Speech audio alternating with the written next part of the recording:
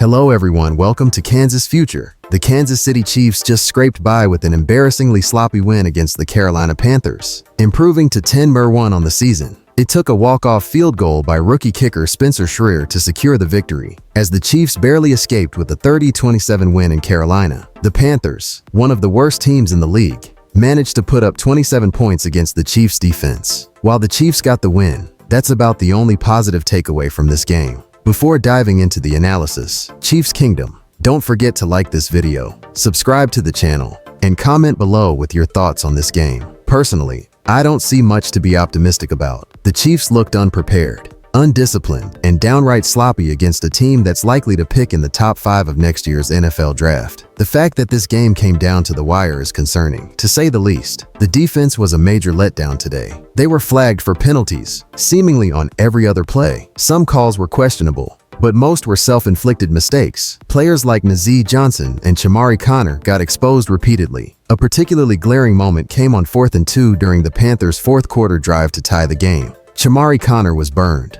allowing the Panthers to extend the drive, eventually score, and convert a 2-point attempt to tie it at 27. This game was far too close for comfort against a team as poor as the Panthers. If this had been a game against Buffalo or Baltimore, it might have been more understandable. But Carolina, they made the Panthers look like a much better team than they are. Carolina's defensive line, which had only 12 sacks coming into this game, managed to sack Patrick Mahomes 5 times. The Chiefs' offensive tackles, Wanya Morris and Jawaan Taylor, struggled yet again, contributing to the protection breakdowns. On the defensive side, the Chiefs gave up 27 points to an offense with limited weapons. Bryce Young, who has struggled all season, was allowed to sit back and target the Chiefs' secondary with ease. Adam Thielen, Xavier Legette, and Chuba Hubbard all looked far better than they should have against this defense. The Chiefs generated minimal pressure on Young, despite a couple of sacks, and he exploited matchups all game long, particularly targeting the number 2 cornerback position on key downs. If these are the results against a struggling team like Carolina,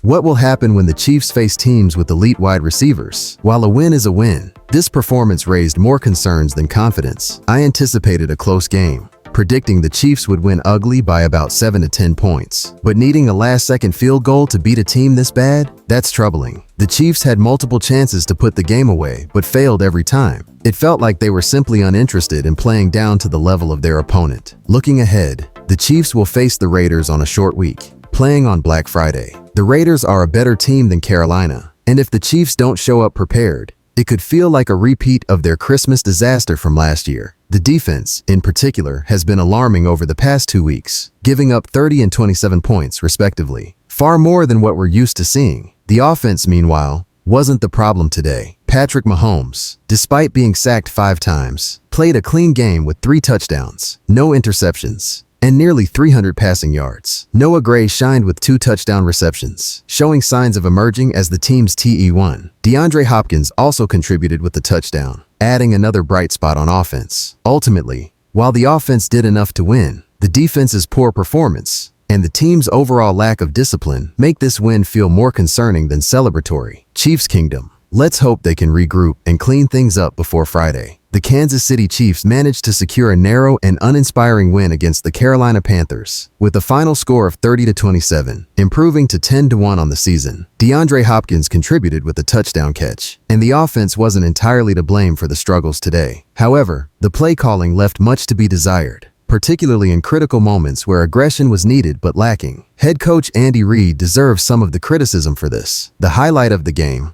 came from Patrick Mahomes, who ultimately won it with his legs on a crucial scramble down the sideline to pick up a first down. That play set up rookie kicker Spencer Schreer's game-winning field goal as time expired. While it's good to see Mahomes step up in big moments, it's troubling that the Chiefs barely beat a bad Panthers team, especially with a much tougher schedule ahead. Upcoming games against the Texans and Steelers could prove challenging if the Chiefs continue to look as disinterested, unmotivated, and undisciplined as they did in this game. After the game-winning field goal, cameras panned to Mahomes, who walked off the field with a subdued demeanor. While some might wonder about his reaction, it's reflective of how poorly the team played against a struggling Panthers squad. Carolina is not well coached, lacks offensive and defensive talent, and will likely pick in the top 5 of next year's draft. Yet the Chiefs allowed them to stay competitive, which is an embarrassing performance for a team with championship aspirations. Winning the game may feel good in the short term, but the long-term implications are concerning. The Chiefs only managed a 3-point victory against a team that was blown out by other AFC West opponents. The Chargers crushed the Panthers,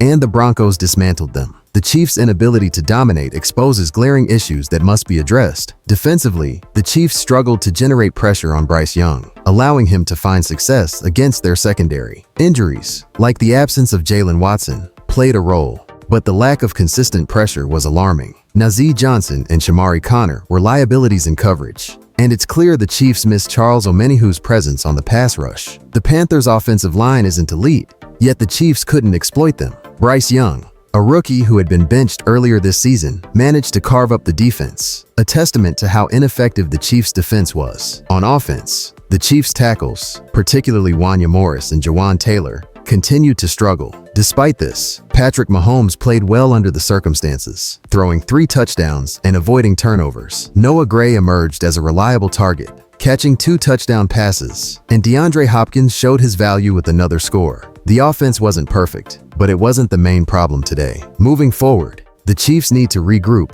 and address several issues. Defensively, they must find ways to improve coverage and generate more pressure on opposing quarterbacks. Offensively, the line must offer better protection to Mahomes, and the team needs to sustain a sense of urgency against weaker opponents. These lapses in motivation and discipline are troubling and could cost them against tougher teams. Chiefs Kingdom, let me know your thoughts in the comments below. How are you feeling after this win? There's not much to celebrate, but it's also not time to panic yet. The Chiefs found a way to win, but if they hope to secure a three-peat, they'll need significant improvement in the coming weeks. Hey there, Chiefs fans. It's time to gear up for another Sunday of action-packed football. This week, we've got a big one. Week 12 against the Carolina Panthers. Trust me, there's a lot riding on this game. Last week's loss to the Buffalo Bills, yeah, that one stung. But football is all about bouncing back stronger, and that's exactly what our Chiefs are looking to do. With the #1 seed in the AFC on the line, every single play this Sunday matters. Let's be real. Seeing Mahomes, Kelsey, and the squad get back on track is exactly what we need to maintain our lead over Buffalo. Here's the good news. The team is looking healthier this week, and that could be a game changer. We'll dive into the injury report in a minute. But first, let's set the stage. The Panthers are hungry to prove themselves, but so are the Chiefs. We need to show that we're still the kings of the AFC. Before we jump into the details, do me a quick favor. Hit that subscribe button and turn on the notification bell. Your support helps us grow and hit our goal of 2,000 subscribers. We can't do it without you. Predictions, anyone? What are your predictions for the game? Will it be a Chiefs blowout or a closer matchup? Drop your thoughts in the comments. And then let's get the discussion started. Week 12, injury report. Staying healthy is crucial late in the season, and this week's injury report is a mix of good news and a few bumps in the road. Let's break it down. Shamari Connor, listed with a thumb injury, but was a full participant in practice this week. After his standout performance against the Bills, he's ready to make an impact on Sunday. Bryan Cook, dealing with a rib injury, but is cleared to play. That's a big boost for our defense. Juju Smith-Schuster, returning from a hamstring injury just in time to bolster the passing game. Kareem Hunt, also cleared to play, bringing invaluable experience to the run game. Unfortunately, Isaiah Pacheco is officially out for Week 12 despite participating in recent practices. That's a tough loss for the run game. Charles Omenihu is also out as he continues recovering from a knee injury. The good news? He's making progress and could return in the coming weeks. What does this mean for Sunday? It's all about stepping up in the absence of key players. The Chiefs have shown time and again that they're ready for the challenge. Now it's your turn. Who do you think will make the biggest impact this week?